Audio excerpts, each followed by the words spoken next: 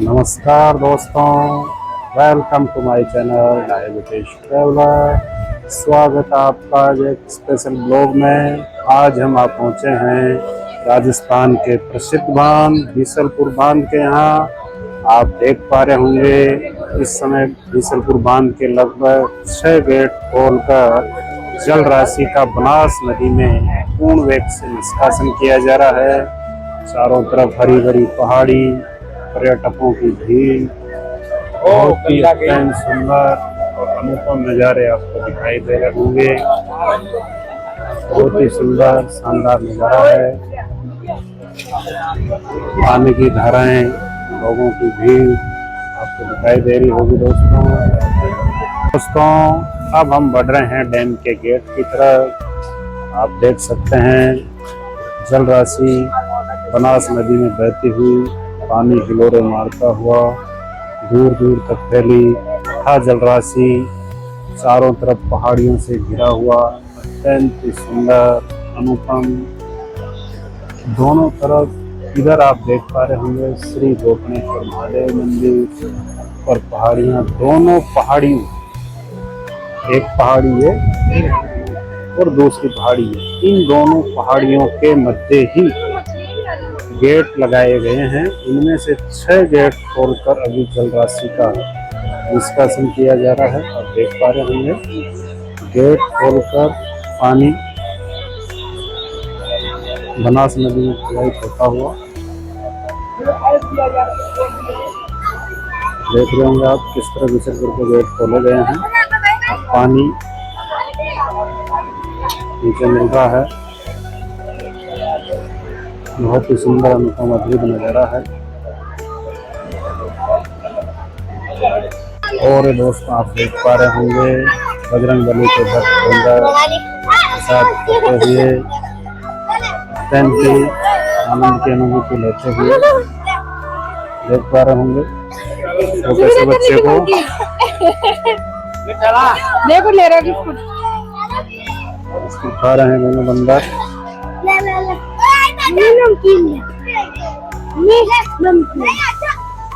ये देख पा रहे होंगे आप दोस्तों देख पा रहे होंगे बंदर, नन्हा सा बंदर बीकाजी भुजिया का आनंद लेता हुआ कितने प्यार से बिस्कुट खा रहे हैं। इधर बनास नदी की धारा प्रवाहित हो रही है।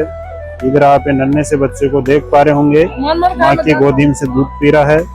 किस तरह माँ का स्नेह प्राप्त कर रहा है। ये बिस्कुट खा रहा है। बहुत ही सुंदर अद्भुत नजारा, अनुपम। बच्चा जा चुका है और वे बंदर नमकीन का आनंद ले रहा है। आप देख पा रहे होंगे नमकीन खाते हुए बंदर। बाबा जी और दोनों अत्यंत आनंद रहे। कैसा लग रहा है बाबा जी आके बीसलपुर? बहुत अच्छा लग रहा है। गेट खोल दिए गए हैं बीसलपुर के, अच्छा लग रहा है। ये आप उस पे देख पाएंगे, यहाँ नहीं आएगा, ये यूट्यूब पे देख पाएंगे आप। बीसलपुर बांध भारत के राजस्थान राज्य के टोंक जिले में बीसलपुर के पास बनास नदी पर बना हुआ है। इस बांध के टोटल 18 गेट हैं, जिसमें से वर्तमान में 6 गेट खोलकर पानी की निकासी की जा रही है। गेट पानी की सप्लाई, नदी में पानी की सप्लाई देखकर उस हिसाब से कम ज़्यादा किए जाते हैं। यदि पानी की आपूर्ति अधिक होती है तो गेटों की संख्या बढ़ा दी जाती है। यदि पानी की आपूर्ति कम होती है तो धीरे धीरे गेट बंद कर दिए जाते हैं। आप देख पा रहे होंगे गाइज, ये पानी गेट खोलने पर आगे बनास नदी में होते हुए बनास नदी आगे जाकर चंबल नदी में मिल जाती है।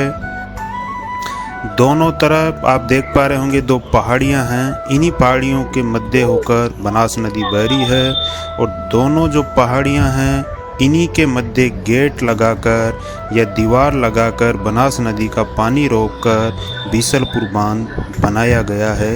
तो 2 तरफ तो प्राकृतिक अवरोधक हैं पहाड़ियाँ अरावली पर्वतमाला की और उन्हीं के बीच में गेट लगा दिए गए हैं।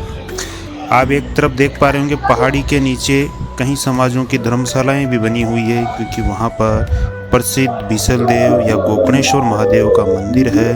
तो विभिन्न समाज वाले अपनी मान्यताएं पूरी करने के लिए या स्नान करने के लिए भी आते हैं, तो उनके ठहरने के लिए धर्मशालाएं बनाई गई है।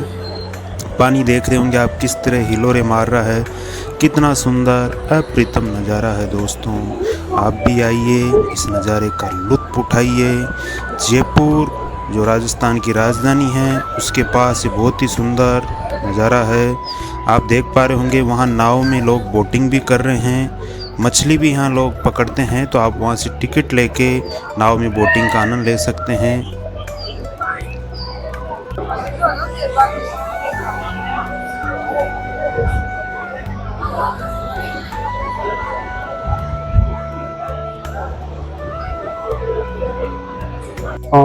आप देख पा रहे होंगे बीसलपुर बांध के नीचे डाउन स्ट्रीम में बहुत ही सुंदर ये बगीचा लगाया गया है।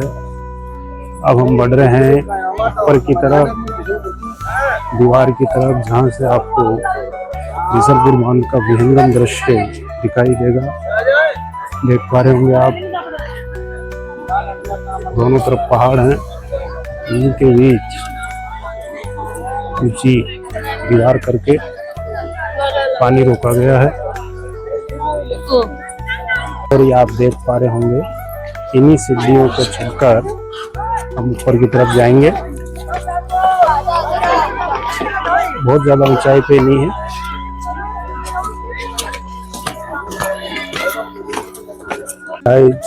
आप देख पा रहे होंगे ऊपर की तरफ हम बढ़े जा रहे हैं। हल्की सी आपको थकान होगी, थोड़ा पसीना भी आएगा, लेकिन घबराना नहीं है। और देख पा रहे हैं दोस्तों, आखिरकार हम ऊपर की तरफ आ गए हैं। गाड़ियां भी यहाँ लाना अलाउ है। पीछे की तरफ आप देख पा रहे होंगे विशाल अथाह जलराशि भरी हुई है। लबालब भरा हुआ बीसलपुर बांध दूर तक फैली अथाह जलराशि। लोग अपने परिवार के साथ आनंद ले सकते हैं।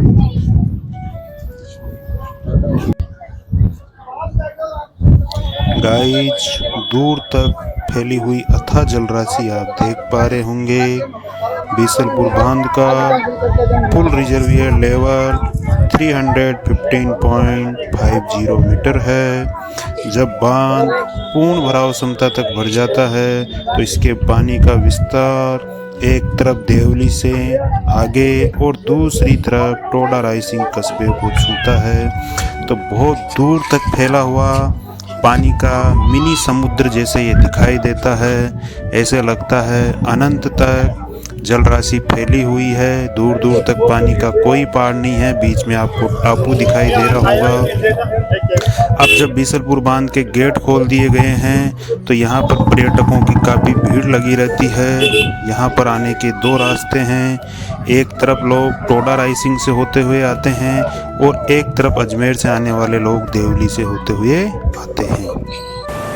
अभी ऊपर गाड़ियाँ भी अलाउ है। आप देख रहे होंगे दोस्तों किस तरह गेट खोलकर पानी निकाला जा रहा है। आप ऊपर जब आते हैं ये दृश्य आपको बहुत ही अधिक आनंद देता है।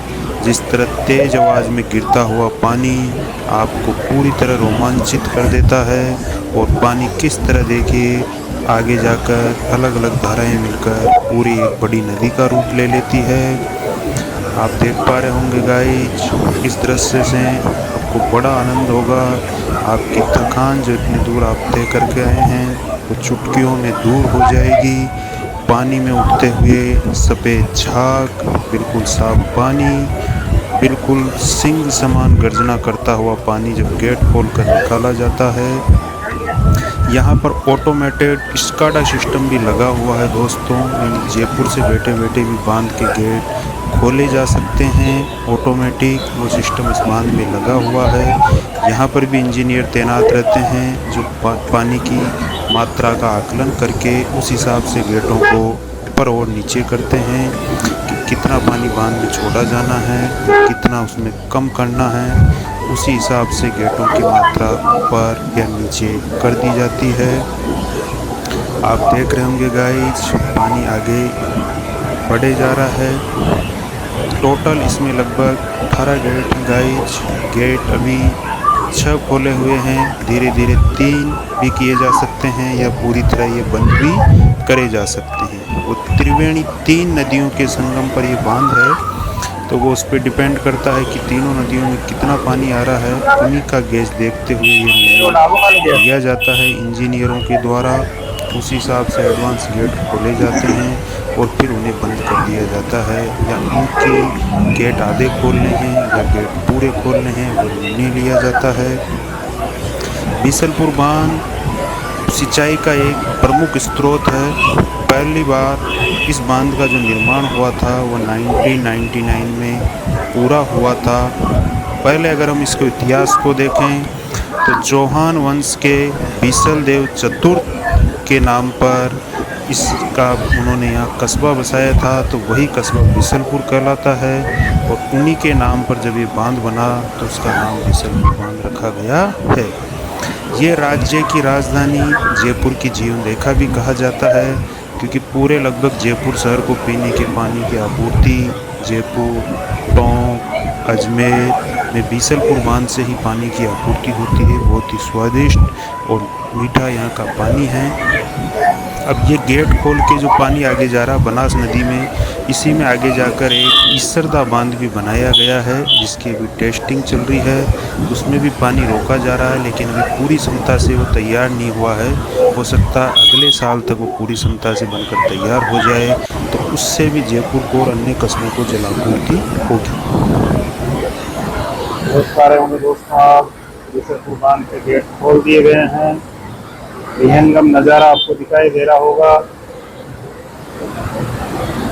तेज गति से बहता हुआ पानी, बहुत ही सुंदर अद्भुत नज़ारा आपको दिखाई दे रहा है।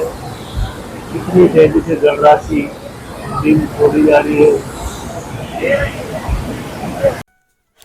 इसके बाद दोस्तों आपको दिखाई दे रहे होंगे लोग परिवार के साथ यहाँ पर्यटन मनाने के लिए आए हुए हैं और सदाबहार सुंदर नज़ारों का आनंद ले रहे हैं। ऊपर आप देख रहे होंगे गेट नंबर लिखे हुए हैं। टोटल यहाँ पर 20 गेट हैं दोस्तों। लास्ट का वो जो आपको ऊपर कोने में वो कमरा दिखाई दे रहा दोस्तों, वहीं पर बैठकर इंजीनियर इन गेटों पर कंट्रोल रखते हैं, कौन सा गेट कितना खोलना है। बंदर आपको यहाँ हर जगह मिल जाएंगे, बजरंगबली के भक्त बंदर, इनसे बच्चों को बड़ा मज़ा आता है। देख रहे होंगे लोग परिवार के साथ ऊपर चहलकदमी कर रहे हैं। चारों तक भरा हुई अथाह जलराशि, छोटे छोटे नन्हे मुन्ने बच्चे, गाड़ियाँ भी आप इस पे चलते हुए देख रहे होंगे। टोडा राइसिंग से आने वाली गाड़ियाँ इस तरफ आ पाती है और इधर देवली साइड से आने वाली गाड़ियाँ भी दूसरी तरफ से क्रॉस होकर जा सकती है। शाम के 5 बजे के बाद दोस्तों आप ध्यान रखिए, ऊपर के गेट बंद कर देते हैं और गाड़ियों को दोनों तरफ क्रॉस नहीं होने देते हैं। तो पहले ही आप अपनी गाड़ियां 4 बजे से पहले निकाल लें तो और ठीक रहेगा दोस्तों, जिससे आपको अनावश्यक परेशानी नहीं होगी। अथाह मिनी समुद्र जैसा दोस्तों ये नज़ारा लग रहा है। लोग देखिए कितना इस जगह का आनंद ले रहे हैं दोस्तों। आप भी परिवार के साथ आइए और इन नज़ारों का आनंद लीजिए दोस्तों। निश्चित रूप से आपको बहुत ही मज़ा आने वाला है। हरी भरी अरावली पर्वतमाला, दूर तक भरा हुआ था जल सागर, गोकर्णेश्वर महादेव का मंदिर। यहाँ दोस्तों आप देख रहे होंगे कि इनका शिलान्यास कब किन माननीय मुख्यमंत्रियों द्वारा किया गया। पहुँच करके दोस्तों आप इनको पढ़ सकते हैं। ऊपर की साइड से दोस्तों हमने ये विहंगम नज़ारा लिया है। एक तरफ आप देख रहे हैं अथाह जलराशि भरी है, बीच में ये जो ब्रिज है इस पे से लोग एक जगह से दूसरी जगह, इधर से इस गेट से या इस साइड से दूसरी साइड जा पाते हैं। नीचे आपको गार्डन दिखाई दे रहा होगा, वहाँ आपको गेट जो कंटिन्यू 20 गेट हैं वो दिखाई दे रहे होंगे, जिन्हीं गेटों को खोलकर इसमें नदी में पानी छोड़ा जाता है। तो यहाँ परिवार के साथ एंजॉय करने के लिए सब कुछ है। एक तरफ पानी भरा हुआ है, महादेव का मंदिर है, बगीचा भी है, रंगीन मत्स्य केंद्र भी है और आप बोटिंग का भी दोस्तों लुत्फ उठा सकते हैं। आप देख रहे होंगे उस तरफ वो कंट्रोलिंग के लिए, इधर हिलोरे मारता हुआ पानी, गाड़ियां भी यहाँ खड़ी हुई है दोस्तों। दीवार इंजीनियरिंग का ये अद्भुत नमूना है। काफ़ी मोटी और मजबूत कंक्रीट, लोहे, स्टील से बनाई गई ये दीवार है, आसानी से टूटती नहीं है। नदी में हिलोरे मारता हुआ गेट खोलने पर पानी आपको दिखाई दे रहा होगा दोस्तों। यही नदी आगे जाकर चंबल नदी में मिल जाती है और चंबल यमुना नदी में मिल जाती है। यमुना नदी गंगा नदी में मिल जाती है और गंगा अंततः समुद्र में समाहित हो जाती है। यहाँ अरावली पर्वतमाला की कंदरा में विद्यमान है गोकर्णेश्वर महादेव जी का मंदिर। देख पा रहे होंगे दोस्तों, इन्हीं सीढ़ियों को चढ़कर हमें मंदिर के अंदर जाना पड़ता है। तो सबसे पहले आप अपने यहाँ से ही होते हुए, पानी का भी यहाँ रिसाव होता रहता है गुफाओं से, तो बहुत ही सुंदर मनमोहक नज़ारा है। यहाँ आने पर आपकी सारी थकान दूर हो जाएगी जब आप स्वयंभू प्रकट शिवलिंग के दर्शन करेंगे। तो बहुत अधिक सीढ़ियाँ दोस्तों इसमें आपको नहीं चढ़नी है। अगर भीड़ ज़्यादा है तो हो सकता है आपको थोड़ा इंतजार भी करना पड़े। बीसल देव मंदिर भगवान शिव के गोकर्णेश्वर रूप को समर्पित है। इसका निर्माण 12वीं सदी में चौहान वंश के शासक विग्रहराज चौहान चतुर्थ ने कराया, जो बीसल देव के नाम से भी जाने जाते थे। यहाँ पर 40 फुट ऊंचा स्वयंभू शिवलिंग है, इसलिए दोस्तों यहाँ पर दर्शन करने से हमारी सभी मनोकामनाएं पूर्ण होती है। अरावली पर्वतमाला की गुफा में बने इस मंदिर में ऐसा माना जाता है कि रावण ने घोर तपस्या की थी। 12 ज्योतिर्लिंगों के साथ ही 108 उप ज्योतिर्लिंग भी मौजूद हैं। उन्हीं में से एक उप ज्योतिर्लिंग बीसलपुर स्थित गोकर्णेश्वर महादेव मंदिर माना जाता है। आप देख पा रहे होंगे दोस्तों कि ये मंदिर किस तरह पहाड़ अरावली पर्वतमाला की गुफा में स्थित है। भगवान शिव के दर्शन करने से आप धन्य महसूस करते हैं अपने आप को, आपकी संपूर्ण थकान पूर्ण हो जाती है, दूर हो जाती है।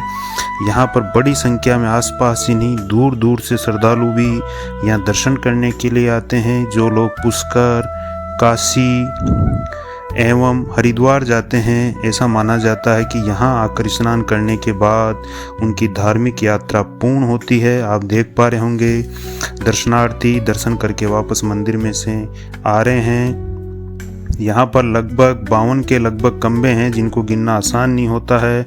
अब हम मंदिर से दर्शन करके बाहर की तरफ आने वाले हैं। देख पा रहे होंगे दोस्तों मंदिर के जस्ट सामने वो पहाड़ी है, तो एक पहाड़ी पे मंदिर बना हुआ है, सामने वाली पहाड़ी, इन दोनों पहाड़ियों के मध्य ही बीसलपुर बांध स्थित है।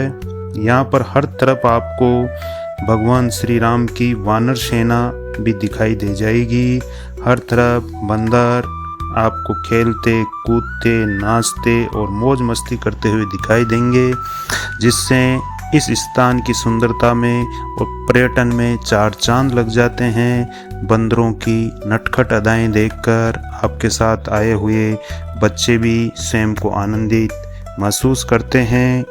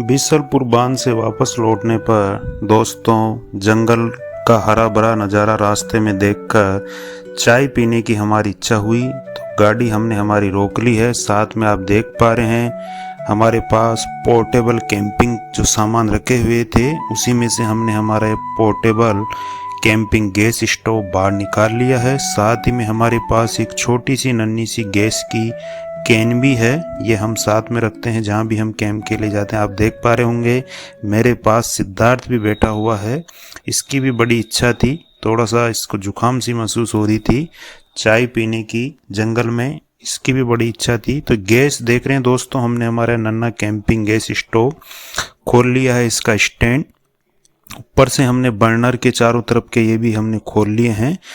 ये बहुत ही आसान है दोस्तों इसको खोलना। इसके बाद गैस की कैन इसके अंदर हम लगाएंगे। गैस की कैन लगाना भी बड़ा आसान है दोस्तों। ऊपर की तरफ जो निब है उसी के अंदर इसको करके क्लॉकवाइज डायरेक्शन में आपको इसको घुमाना है प्रेस करते हुए, तो बड़ी आसानी से दोस्तों लग जाती है। आप देख रहे होंगे ये हमने इसमें लगा दी है।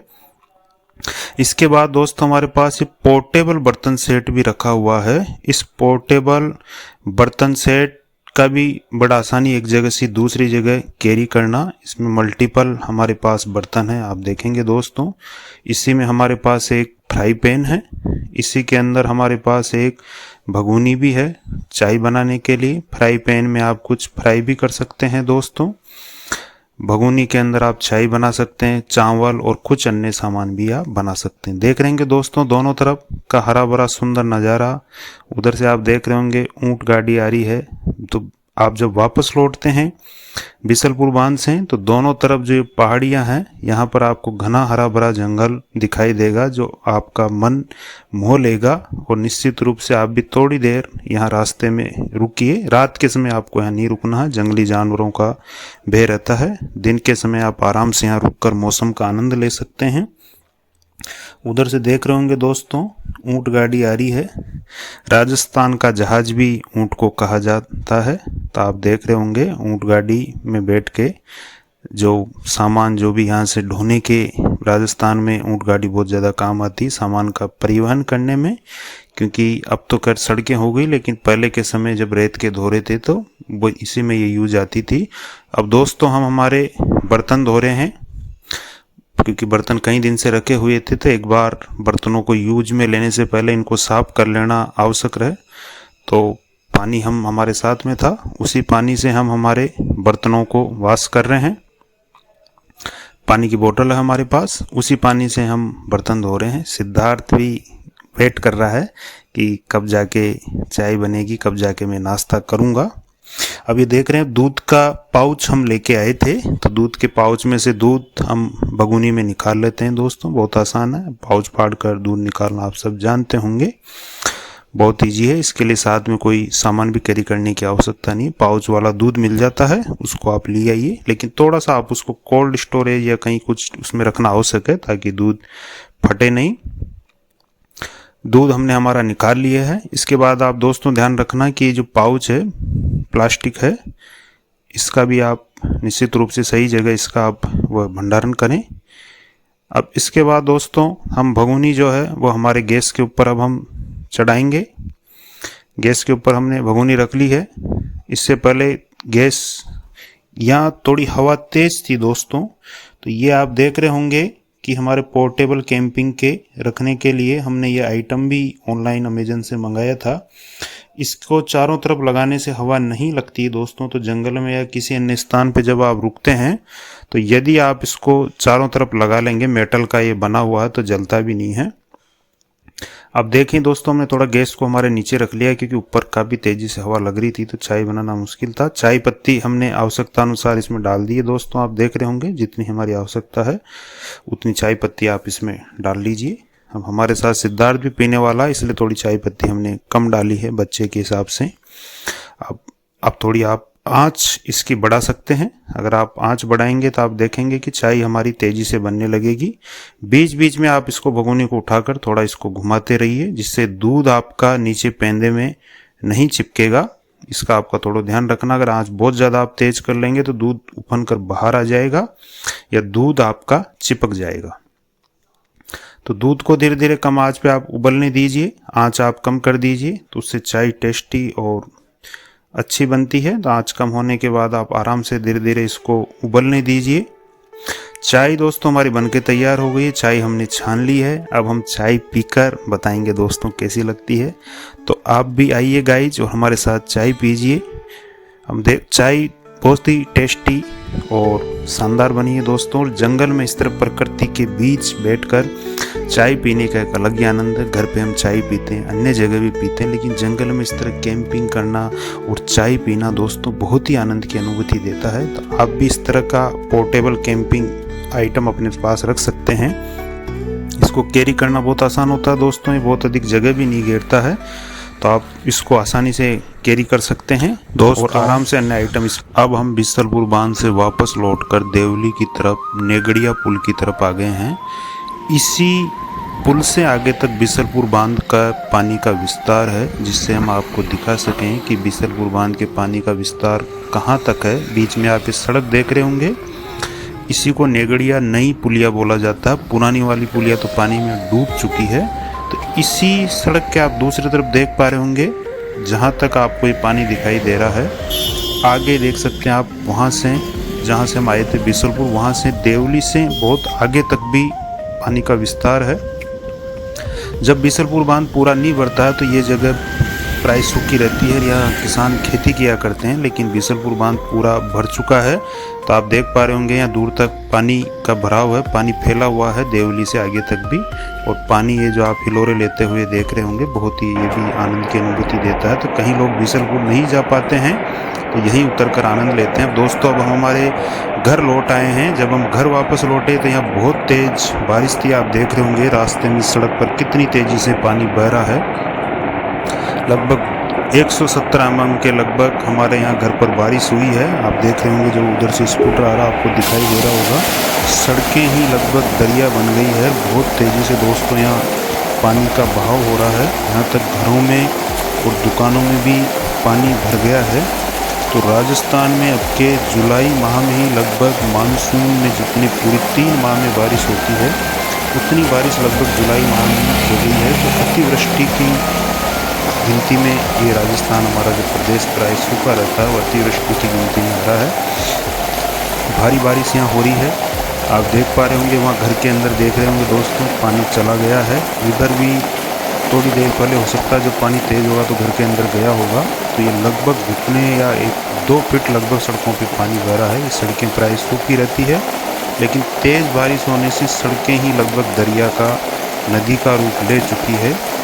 ये पानी आप देख रहे होंगे उधर, वहाँ से घर में से लोग ये पानी भर गया है, इसको निकाल रहे हैं। कितनी तेज़ी से पानी का बहाव हो रहा है, क्योंकि भारी बारिश राजस्थान में हो रही है।